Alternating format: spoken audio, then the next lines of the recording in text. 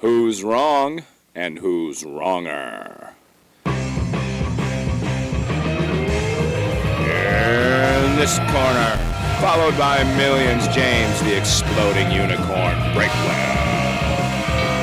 And in that corner, ignored by millions, Steve Dash Rinko Levens. Hey everybody, and welcome back to Wrong and Wronger, your favorite show that you happen to be watching right now.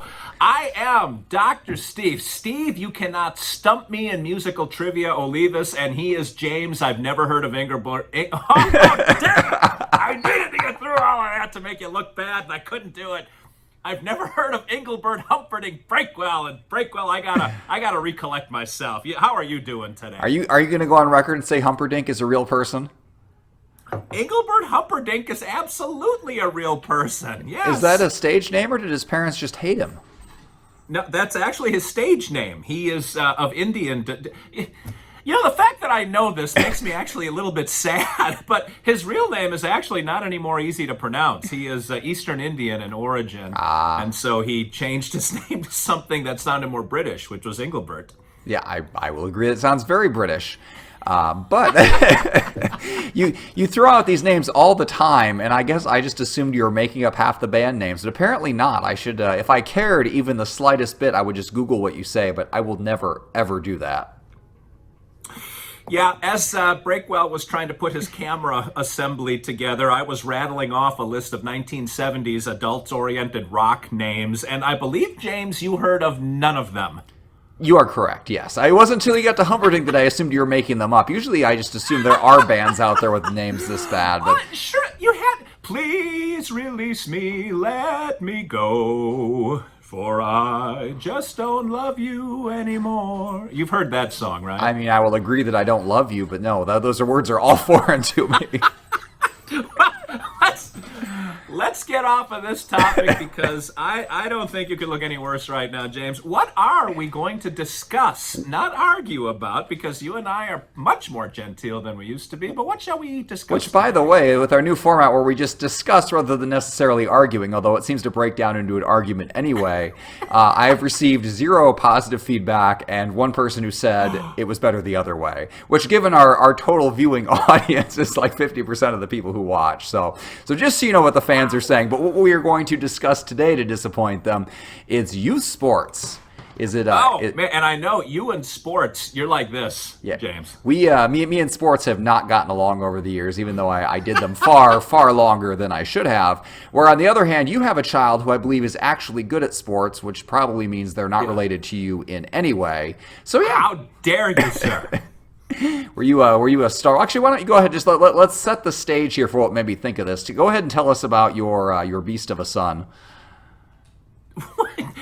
He is about a week away from going to prep school in the Northeast to play hockey. So at 16, he is leaving home, not to go play in the juniors, which the real top tier kids go. But he is going to play in the prep school circuit up in the Northeast. So my wife wanted to know this. We watched the Mighty Ducks the other night, and apparently in D2 or D3 they go off to like a boarding prep school for hockey. So is that where the Ducks go?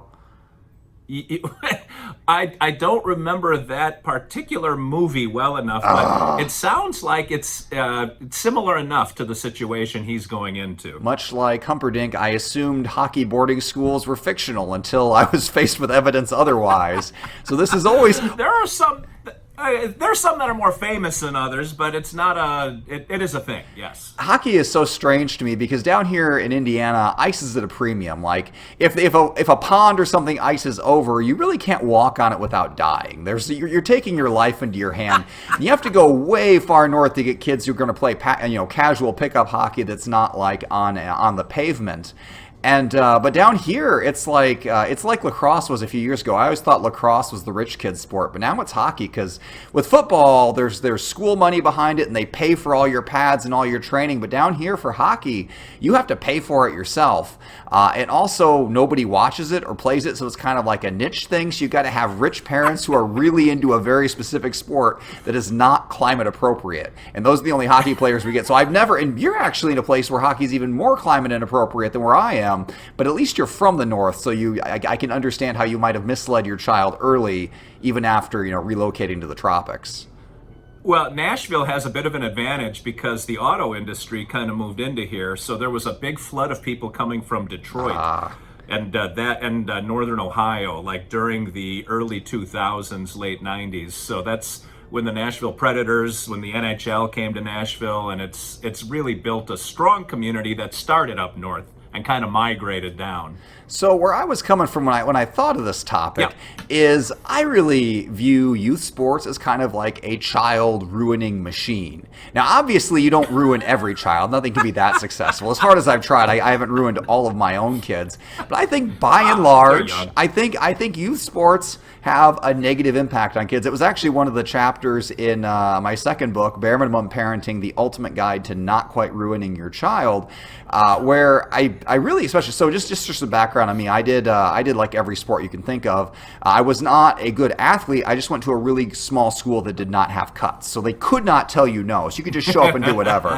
And I did track and cross country, and I was okay at those. So I was the least terrible at cross country and the second least terrible at track. But I was really, really, really bad at basketball. I did that for a number of years. I was also really, really bad at baseball, but I quit that pretty quick. And it always kind of blew my mind how much power youth sports are given over kids. Like teachers can't really control you at home so much. I guess I went to a Catholic school, so they could a little bit. You could get expelled for something you did at home.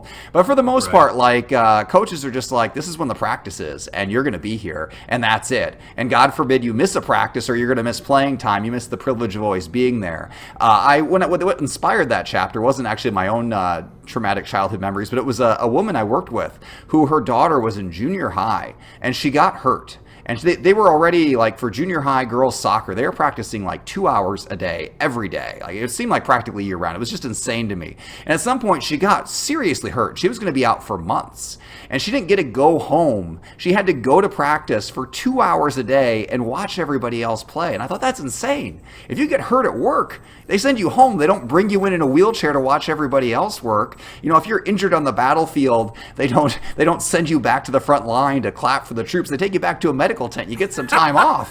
But in sports, it's like, we own you whether you're healthy or not. And that's probably my chief complaint with it. But obviously, you've seen the other end of it, because your kid is like the success story. Your kid is the kid that all the other youth hockey players, or at least the parents with kind of delusions of grandeur, they all think their kid is going to be your kid. So Steve, standing on top of the mountain of youth sports success, what is your case for the joy of youth sports? The joy of that's probably the wrong word. Sports in general, I think, does have some utility.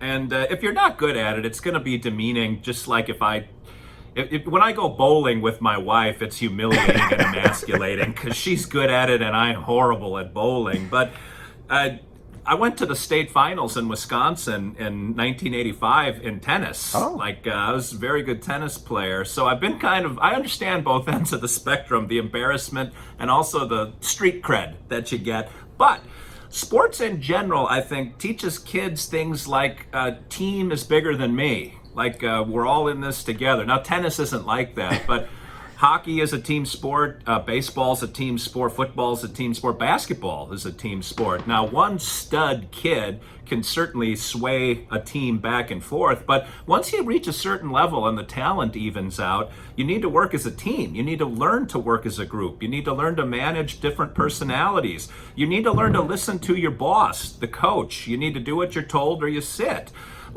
There's a whole lot of input you have, but there is a person who has the bottom line last word, and I think those are good lessons in life. And also, when you said you got to show up on time for practice, I think good on you. Learn that. You got to get your butt out of bed and you got to show up. James, do you love your job? Do you love dragging yourself into this podcast every week? I can't imagine this is the high point that you look forward to all week. No, but you've learned discipline, and sports teaches kids that discipline. Now, if you're going to be humiliated, do something that makes you feel good. A lot of the rock stars that I interview, the men are little, like they're small, because they couldn't be athletes. They couldn't get any kind of traction in life with athletics, so they learned to work the fretboard. They learned piano. They could sing. Like, it's all about finding just that little spot where you can gain a toehold of self-confidence and self-image. And if sports happens to be it, then good. I think that teaches other very disciplined life skills that'll pay off down the road. People go into the benefits of sports, like it teaches you grit, adversity, all that, but there is so much in life to kick you around that you don't really need to be kicked around in like a laboratory setting. Like there's a whole big real life out there to do that. Well, hold on. But you have to learn how to cope with that. It's not life kicking you around. In my experience, though, it's a totally different thing, because I think one of the things that sports teaches you when you get kicked around is that you're trapped, that you don't have an alternative. There's no higher authority. Whereas the lesson you need to learn is if somebody's treating you like dirt or you're in a bad situation, sometimes the lesson you need to learn is to stand up for yourself or get up and leave, take your services to another town, another employer, all those kind of things. So the attendance thing, like, regular attendance is fine. But again, with a job, with any other context, you get days off. You have some personhood over the team. With teams, though, my experience, especially and again, track and cross country were way more mellow, which is why I enjoyed those, I think. Basketball was insane because you had practices you had to be at, for 2 hours a night or whatever, and you had to be there a set time early. It was one of those things where if you're on time, you're late, so you actually have to be 10 minutes early. So if you have to leave at 2, you actually have to be there at like 1:50, and if you show up at 1:51, you don't get on the bus. Mind games like that coaches play. But the bigger thing was when I learned the meaning of optional. So they would have things called optional practices during the summer. And an optional practice means you have to go to it or you don't play on the team. You lose the privilege of also continuing to show up and waste your time. And so they had these optional practices to get around the rules of whatever the governing sports body was in Illinois. And so all summer long you had to show up at the time the coach arbitrarily picked in the middle of the day, and you had to do this. And God help you if you have a summer job or something like that. So we had optional mandatory practices going on, and I think this is kind of ubiquitous throughout the sports world. We ran into that in college too. The NCAA comes down very hard on it. They're like, a certain number of days a week your kid cannot practice. They have to have a day off. And on those days off, we had optional practices on our own, where we also reported to the coach, and he told us what to do. And then we had to sign off to say that we had not shown up to practice. Like, they actually had to say, we had to sign up and lie. And like, what are you going to do? This man controls your scholarship. You're gonna show leadership by saying, no, I'm not going to sign that. You think that's going to bode well for your scholarship? You think that's going to bode well for your future on the team? But again, this guy has absolute authority over you. And a coach has absolute authority over you in a way that like a boss or a spouse or anyone else, no one else will ever have that kind of authority, because there's no appeal for it. They decide if you're on or off. And they also have a form of corporal punishment. Like, I was a runner, so like our very sport itself was a punishment. And if he didn't like what you do, if you stood out, guess what? You're running more. And if you don't like it, you're going to lose your scholarship. You're going to get booted off the team. And they just have total control over your life. And, I've been out of college a long time. I'm pretty old. Not as old as you. I'm not as old as Moses yet, but I'm getting up there. And ever since then, I've never been in any circumstance where one person has that kind of control. And again, sometimes you get in good situations with great coaches with hearts of gold, but sometimes you run into petty tyrants. And you run into petty tyrants in a lot of areas of life. But sports are the one where if you run into that petty tyrant, you're just kind of out of luck. I assume that your kid is still going. I assume they've had mostly good coaches, but have you never got caught into the optional mandatory trap or any of those things? Sure. Yeah, well, optional isn't really optional. That's kind of what we've learned. Now, when the kids are 8, like, what the hell? Well, we're going to Chuck E. Cheese for his cousin's birthday. But yeah. Once you get a little older, there really isn't any optional. Like, everybody shows up and works out. That's how it works. And yeah, we've had crappy coaches along the way too, and you're stuck for that season. And my son has played on a few different teams because he didn't like the coach. So that's the way it goes. But I don't know. I like that kind of stuff. That sometimes you're stuck and you just wait for the train to run you over next season to show up. Like, there you go. Parenting lessons from Steve. Just let the train hit you. Well, the light at the end of the tunnel isn't always daybreak, right? But the other thing, when you talked about that, you had to run as a punishment. Like the one thing that could also teach is that the unit is responsible for itself. So keep your other team members in line, that everyone's pulling on the same rope. There's a lot of upside, and still, I can't believe you keep coming back to time, because you are extremely punctual, and you had to learn that somewhere, James. And it might not have been sports, but the concept doesn't change. It just depends on whatever kids are good at and whatever they're interested in. Replace that with theater. We have rehearsal every night after school at 4 o'clock. The 5:30 bus will take you home for an hour and a half. We're going to do blocking. We're running lines like you did. Or music. This is when the band rehearses. Like, there's all kinds of time markers we have to learn to hit and be, not loyal, what's the right word? Be diligent, be dutiful. God, I can't think of the word I'm looking for. Be consistent, be on time, just show up. Anyway, I still think there's upside. If the kids aren't good at, like you with basketball, you keep bringing it back to that, but what was in it for you? You sucked. You didn't get any kind of positive stuff out of it other than you hung out with your friends. And you might have gotten to travel, leave school an hour early to go to an away game. But if you were good at it, you probably had a stud athlete in your class, your graduating class in high school, who probably played all 4 sports and probably dated the head cheerleader, and all the teachers knew the kid and all the parents knew the kid. Well, for that kid, sports is the ticket. If you weren't that kid, you had to find somewhere else to get that grip. And you did. You found me. And I propelled you right to the top of the food chain, James. It's interesting that you bring up what you get out of it, because actually I ended up getting out of it what every player on that team who was good at it got out of it, which was nothing.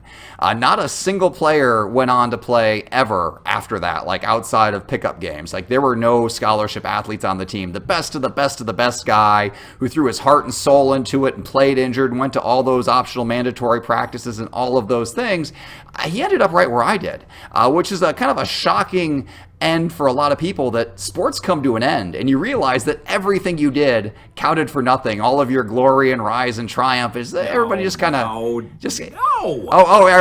you the guy still wearing your high school Letterman jacket? Are you still reveling in the triumphs of the past? Well, it doesn't fit anymore, but we do own it, and my wife wears it once in a while just to mock me. But it's got a captain's star on the letter, for God's sake, Breakwell. That's all I have, please. But it gives him good memories. He's probably successful in life because he has that internal drive and that discipline. And that has to get taught along the way. You're translating everything into dollars and cents, and not everything in life translates specifically to dollars and cents. This probably tangentially does, because it makes him successful at whatever projects he takes on. You've got it in you too. As much as you're complaining about this, you have a whole lot more of this. And maybe it's because you grew up on a farm, because you learned everything has to get done and there's no one else to do it. Something planted that work ethic in you, James. So actually, the main lesson I learned from sports was when to cut bait and quit. And I learned it way too late. I was only on that farm till I was 3 years old. It looms large in my imagination, but I was out of there. I grew up the child of an office worker for the most part for most of my childhood. But it does come down to dollars and cents. And so we've got kind of an abnormal case in your son's case, where your son loves hockey and he's good at hockey. But I think a more common scenario is where kids love a sport, and as they get older, they stop loving it so much. But they're on the travel team, and their parents are paying for camps, and their parents are paying for coaching, and they can't stop and they can't get out. It's the sunk cost fallacy. And at some point, they think they're going to get their money back out of this sport in terms of a scholarship. And this was the other story that inspired that chapter on bare minimum parenting. It wasn't just the soccer one with the kid who still had to go even though they were injured and waste 2 hours of their time. It was a lady I came across, and we were in a professional capacity sitting there, and she was going on and on about how her daughter was going to a volleyball tournament across the country. I think it was in California, and we're in Indiana here. So she was going to fly her whole family out there for this volleyball tournament, and this was something they did regularly because her daughter was so good at volleyball. And she's like, but it's okay. We're going to make it back when she gets a scholarship. It's like, That's not how scholarships work. I've been through the scholarship meat grinder. Now, granted, as much as I hated running eventually, and I did get something good out of running because I made a good friend who has a lake house, which I get to go to sometimes. So that was the payoff for running. But like for people who think that you're going to get a big scholarship, that is not how it works. So first of all, like the full ride scholarships in most cases are really only available at like D1 schools for D1 programs like basketball and football. And there's other scholarships too to equal it out, and they're like subdivided. If you're a runner or a swimmer or something else, a volleyball player, it is super unlikely that that's going to pay for your entire school. It's going to pay for like a fraction of a percent. They're going to give you just enough money to give that coach control out of your life that if you quit, you might not be able to afford to go there anymore. But if you went back and took all those hours that you put in high school and camps and summer and all of that, if you just put those into an even ordinary part-time job, you could pay for college faster than going for the moonshot of trying to get the scholarship. But that scholarship dream, that is not just like here or there. That is like everywhere. Every parent who sees their kid do a little bit good at a sport, they're like, oh, this time little Timmy is going to go out and they're going to get college paid for. It's like, oh, that's not going to happen. In all likelihood, in best case scenario, you'll get a little bit.